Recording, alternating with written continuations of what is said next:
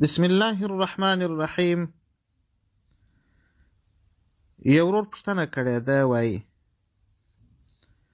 دلته یو چا لیکنه کړې وه او په هغه لیکنه کې ویلي دي چې څوک دا کلمات ووایي: لا اله الا الله وحده لا شريك له له الملك وله الحمد يحيي ويميت وهو حي لا يموت بيده الخير كله وله الحمد وهو على كل شيء قدير.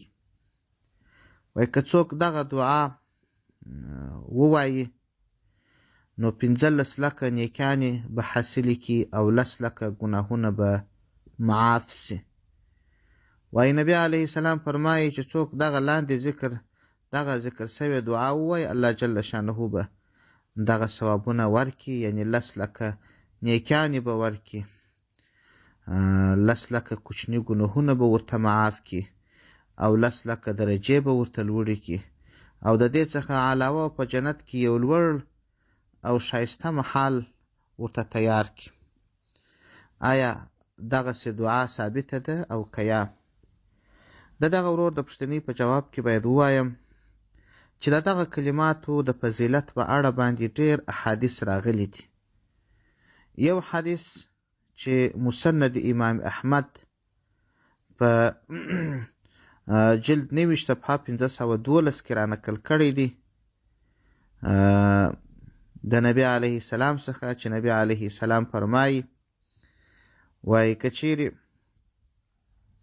د ماښام تر لمانځه وروسته او د سهار تر لمانځه وروسته دغه کلمات سړی ووایي: لا اله الا الله وحده لا شريك له له الملك وله الحمد بيده الخير يحيي ويميت وهو على كل شيء قدير.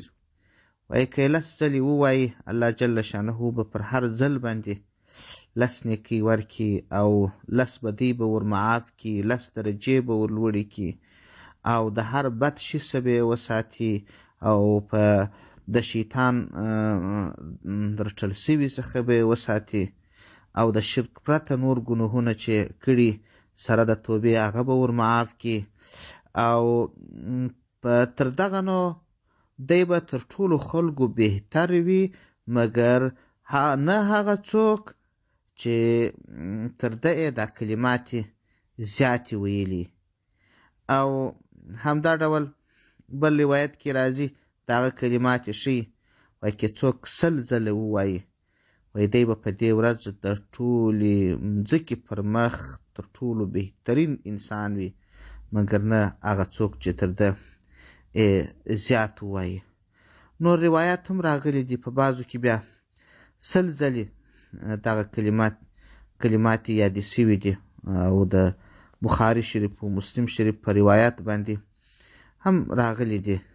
مثلا یو روایت دی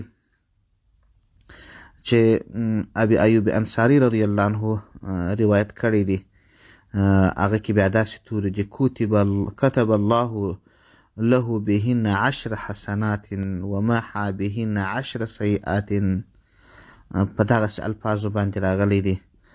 او بل روایت چې هغه بیا معاذ ابن جبل رضی الله عنه کړی دی، هم په دغه الفاظو باندې راغلی دی. او بل روایت کې بیا راغلی دی چې تر هر لمانځه وروسته وویل سي، دغه ثوابونه دي. او نور روایات هم شته، خو په هر صورت په دې کې شک نشته چې دغه الفاظ ویل د دې ثواب زیات دی. مثلا بخاري شریف په رقم 3293 روایت کړی دی، مسلم شریف په رقم 2691 روایت کړی دی چې نبی علیه السلام بیا 100 ځلې دغه کلمات یاد کړي دي. والسلام علیکم ورحمة الله تعلیم القرآن اسلامی رادیو.